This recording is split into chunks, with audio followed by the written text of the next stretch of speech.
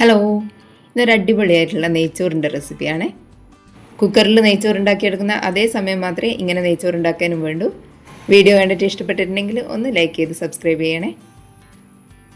ഇനി ഇതെങ്ങനെയാണ് ഉണ്ടാക്കാൻ നോക്കാം. ഞാനിപ്പോൾ ഇവിടെ ജീരകശാല അരിയാണ് എടുത്തിട്ടുള്ളത്. ഇതിപ്പോൾ 1 കിലോ അരിയാണ്, അതിൻ്റെ അളവാണ് പറയുന്നത്.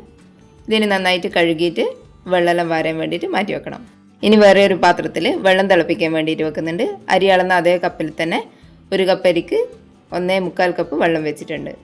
ഇനി നെയ്ച്ചോറ് ഉണ്ടാക്കിയെടുക്കാൻ വേണ്ടിയിട്ട് ഒരു പാത്രത്തിലേക്ക് കുറച്ച് ഓയിൽ ഒഴിച്ച് കൊടുക്കുന്നുണ്ട്. എണ്ണയൊന്ന് ചൂടായിട്ട് വരുമ്പോൾ കുറച്ച് കാഷ്യൂ നട്ട് ചേർത്ത് കൊടുക്കുന്നുണ്ട്. അതൊന്ന് മൂപ്പിച്ചെടുക്കുക.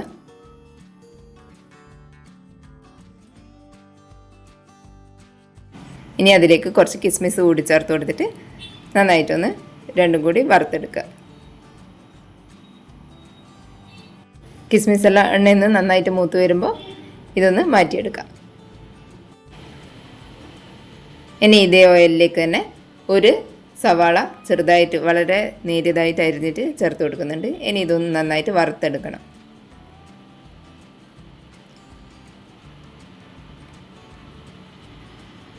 ഏകദേശം ഒരു ഗോൾഡൻ കളർ ആകുന്ന സമയത്ത് ഇത് നമുക്ക് എണ്ണേൻ്റെ അകത്തുനിന്ന് മാറ്റാം.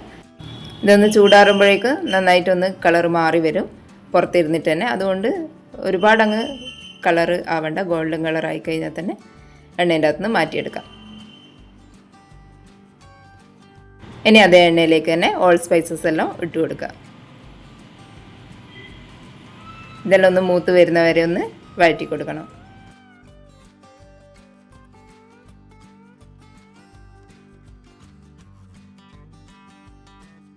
ഇതെല്ലാം കൂടി എണ്ണയിൽ നിന്ന് മൂത്ത് വരുന്ന സമയത്ത് ഇതിൻ്റെ അകത്തേക്ക് നമുക്ക് ഒരു സവാള നീളത്തിലരിഞ്ഞതും കൂടി ചേർത്ത് കൊടുക്കാം.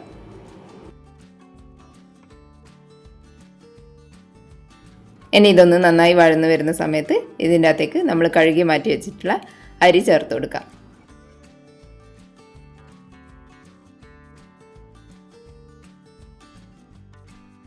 ഇനി ഈ അരി ഒന്ന് കുറച്ച് സമയം വറുത്തെടുക്കണം. അരിയെല്ലാം കൂടി നന്നായിട്ടൊന്ന് ചൂടായി കിട്ടിയാൽ മാത്രം മതി. അതുവരെ ഒന്ന് വറുത്ത് കൊടുക്കുക. ഇനി അതിൻ്റെ അകത്തേക്ക് 3 ടേബിൾ സ്പൂൺ നെയ്യ് ഒഴിച്ച് കൊടുക്കുന്നുണ്ട്.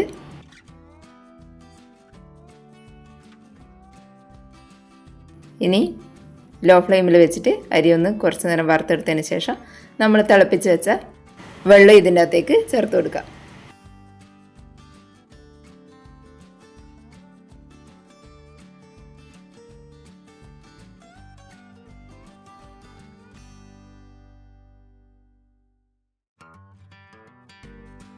ഇനി ഇതിലേക്ക് ആവശ്യത്തിന് ഉപ്പിട്ട് കൊടുക്കണം. ഞാനിപ്പോൾ 1.5 ടേബിൾ സ്പൂൺ ഉപ്പാണ് ചേർത്ത് കൊടുത്തിട്ടുള്ളത്. ഉപ്പ് നോക്കുന്ന സമയത്ത് കുറച്ചൊന്ന് ഉപ്പ് മുന്നിട്ട് നിൽക്കണം, എന്നാൽ മാത്രമേ ചോറിലെല്ലാം ഉപ്പ് പിടിച്ച് വരും. അതുകൊണ്ട് 1.5 ടേബിൾ സ്പൂൺ ഉപ്പും കൂടി ചേർത്തിട്ട് നന്നായിട്ടൊന്ന് മിക്സാക്കി കൊടുക്കുക. ഇനി ഇതിൻ്റെ അകത്തേക്ക് ഒരു ചെറുനാരങ്ങേൻ്റെ ജ്യൂസ് കൂടി ചേർത്ത് കൊടുക്കുന്നുണ്ട്.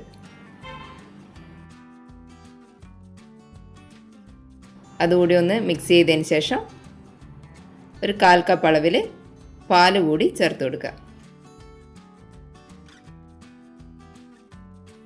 ഇനി ഇതെല്ലാം കൂടി നന്നായിട്ടൊന്ന് മിക്സ് ചെയ്തതിന് ശേഷം കുറച്ച് കറിവേപ്പില ഇട്ട് കൊടുക്കുന്നുണ്ട്. ചോറിന് നല്ലൊരു മണവും ടേസ്റ്റെല്ലാം ഉണ്ടാവാൻ വേണ്ടിയിട്ടാണ് ഈ സമയത്ത് കറിവേപ്പില ചേർത്ത് കൊടുക്കുന്നത്. ഇനി ഇതൊന്ന് അടച്ച് വെച്ചിട്ട് ഒരു 7-8 മിനിറ്റ് നേരം വേവിച്ചെടുക്കണം.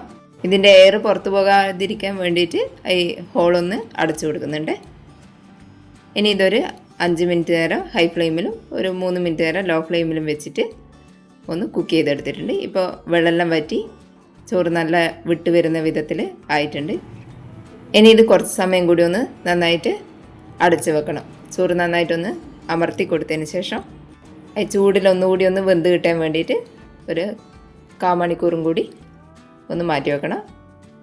അതിന് വേണ്ടിയിട്ട് അതിലേക്ക് നമ്മൾ വറുത്ത് മാറ്റി വെച്ചിട്ടുള്ള സവാളയും കാഷ്യൂ നട്ടും മുന്തിരി, അതിൻ്റെ കൂടെ കുറച്ച് മല്ലിയില കൂടി ചെറുതായി അരിഞ്ഞതും കൂടി ചേർത്തിട്ട് ഒരു 1/4 മണിക്കൂർ അടച്ചു വെക്കുക.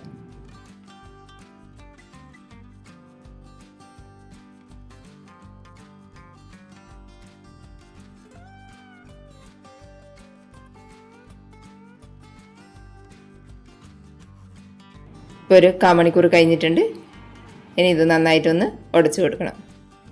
പെട്ടെന്ന് തന്നെ ഉണ്ടാക്കാൻ പറ്റിയ വളരെ ടേസ്റ്റി ആയിട്ടുള്ള ഒരു നെയ്ച്ചോറിൻ്റെ റെസിപ്പിയാണ്. എല്ലാവരും ഒന്ന് ഇതുപോലെ ട്രൈ ചെയ്ത് നോക്കണേ. താങ്ക്